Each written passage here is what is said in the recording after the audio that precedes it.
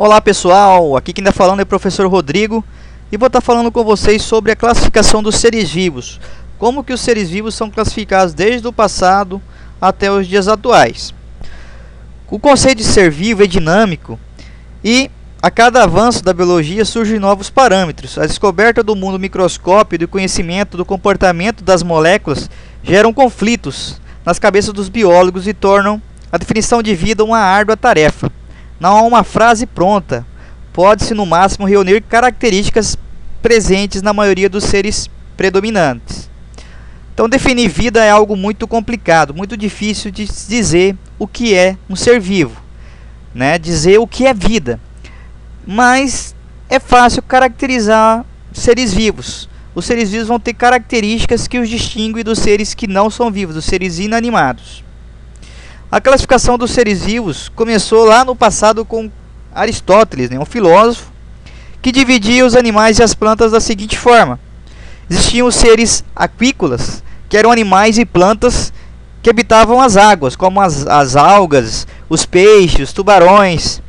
Os seres terrícolas eram animais e plantas também, seres que habitavam a terra, viviam em solo. E os seres aerícolas seriam, no caso, os seres que voavam, as aves, as borboletas e assim vai. Um outro cara chamado Teófrasto, ele viveu lá de 372 a 287 a.C., também um filósofo. Ele fez uma classificação voltada mais para a botânica. Ele classificava as plantas da seguinte forma. As plantas eram classificadas como ervas. As ervas eram plantas com caules pequenos e moles, assim como os capins de hoje em dia. Os arbustos, classificavam as plantas como arbustos, que teriam vários caules lenhosos e porte mediano. E as árvores com um único tronco lenhoso. Depois dele veio um cara chamado Santo Agostinho, um padre, que viveu aqui a 354 a 430, agora já na nossa era, depois de Jesus Cristo, depois do nascimento de Cristo. Ele propôs uma classificação mais detalhada para os animais. Ele classificava os animais como úteis, nocivos e indiferentes. Os animais úteis seriam aqui todos aqueles que eram úteis, que o ser humano poderia utilizar, tanto para alimentação, para locomoção, para proteção. Tudo isso era chamado como animais úteis. Como animais nocivos, eram classificados como animais nocivos todos aqueles que poderiam causar dano aos seres humanos. E animais indiferentes, aqueles que não faziam diferença alguma, que não causavam nem mal e nem bem para os seres humanos naquela época. A evolução da classificação dos seres vivos. Vamos ver um pouquinho como que era aqui a classificação dos seres vivos. No passado, ainda na época lá dos filósofos gregos, e até pouco tempo ainda, alguns livros ainda traziam essa classificação aqui, ó. Os seres eram classificados em animal, planta e mineral. Reino animal seriam os seres móveis, vivos, móveis. As plantas seriam os seres fotossintetizantes e móveis, que não se locomovem sozinhos. E os minerais, as rochas, o solo, por exemplo. Depois do aperfeiçoamento com o surgimento do microscópio, os seres vivos foram divididos em 4 grupos, em 4 reinos. O primeiro deles seria o reino Monera, que seria, no caso, as bactérias. Depois veio o reino Protista, que seria aí as algas, unicelulares, as algas propriamente ditas.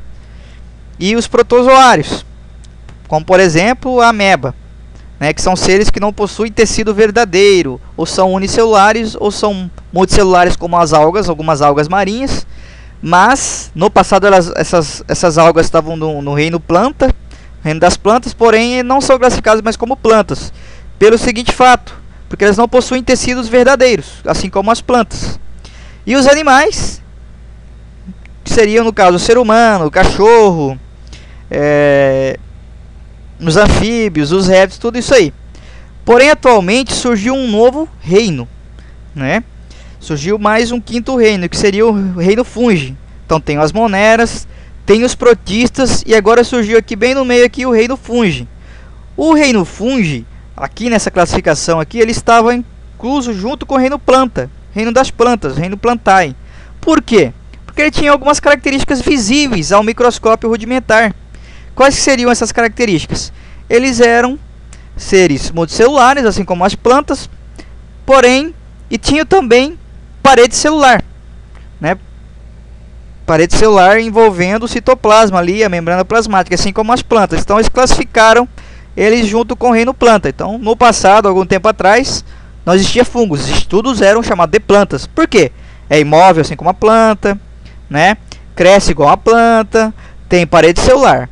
Porém, com o aperfeiçoamento da bioquímica, da biologia molecular, descobriu que os fungos não são plantas. Pelo seguinte fato: as plantas são autotróficas, as plantas fazem fotossíntese, as plantas produzem seus nutrientes, seu alimento, né, usando gás carbônico, água e a luz solar para fazer esse processo. Os fungos não fazem fotossíntese, tanto que os fungos geralmente não são verdes, né?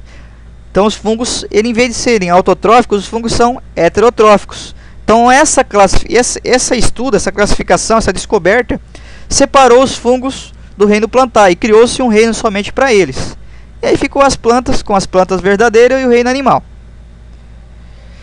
Um cara muito importante na classificação dos seres vivos foi Carl von Linné. Ele viveu de 1707 a 1778.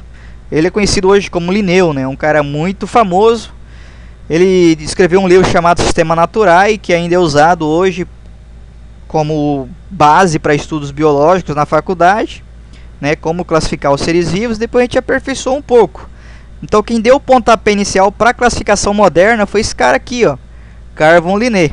Ele propôs um sistema de classificação mais elaborado, com base científica. Anteriormente, no caso dos filósofos lá, não tinha base científica alguma. Eles não pesquisavam, eles não viam morfologia, eles não viam como que funcionavam. Então eles só olhavam, viam e davam um nome para aquilo. Então isso era uma classificação mais filosófica. Linneu foi o primeiro a fazer uma classificação com base científica, embasado em estudos científicos. Vamos ver um pouquinho então a classificação dos seres vivos atualmente.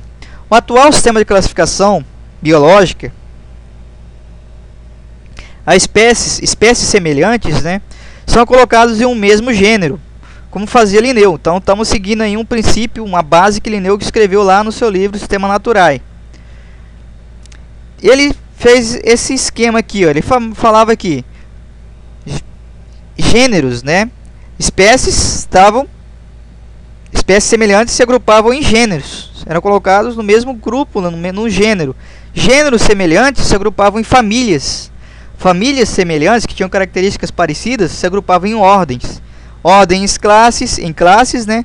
Classes em filos, e os filos nos reinos. O nome científico de um ser contém sempre duas palavras. A primeira vai referir-se ao gênero, e a segunda vai se referir à espécie. Não a espécie propriamente dita, mas vai referir-se ao epiteto específico, aquilo que determina, aquilo que diferencia uma espécie da outra. Então eu vou até corrigir aqui, a segunda palavra não é a espécie, é o epíteto.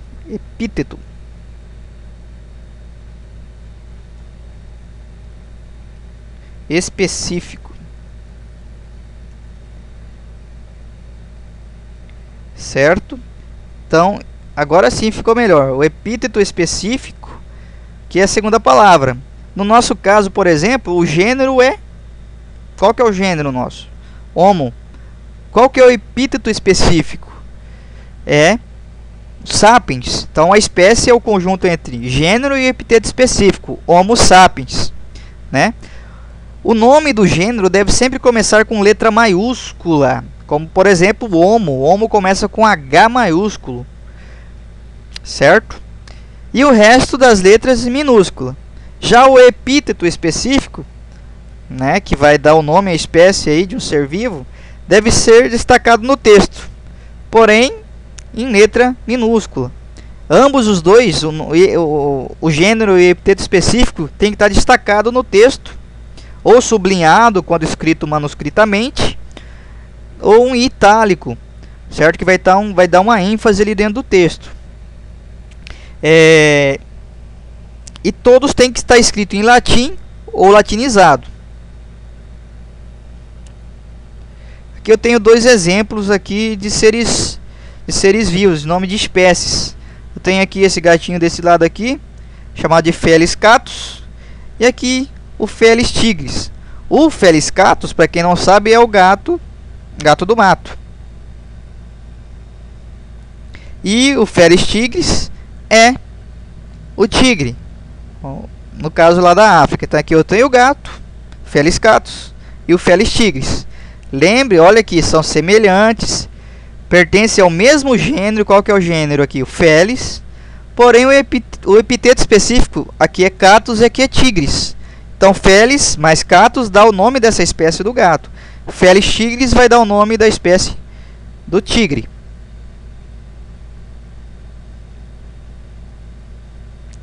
Aqui eu tenho a taxonomia, né, um sistemática, falando um pouco sobre classificação do homem e do cão doméstico. O homem pertence ao reino Metazoa. O cão também pertence aqui ao reino Metazoa, ou reino animal. O filo do homem é o Chordata, do cão também.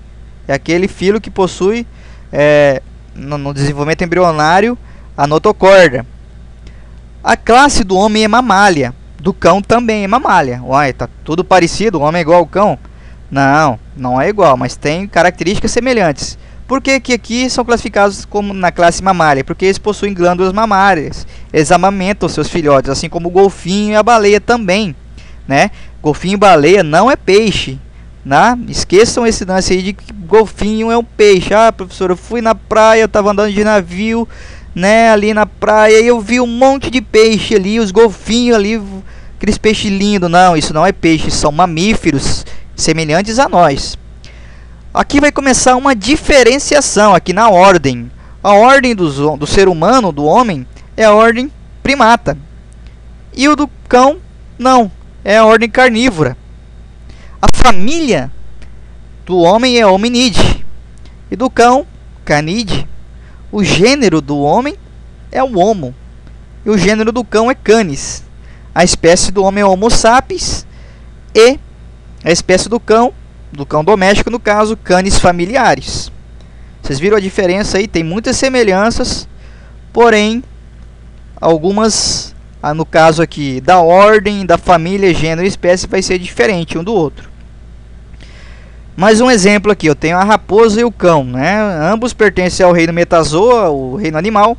Ambos pertencem ao filo Chordata. Ambos pertencem à classe mamália, à ordem carnívora, à família Canidae. Porém, o gênero vai mudar. O gênero da raposa é Vulpes, e o gênero do cão, Canis.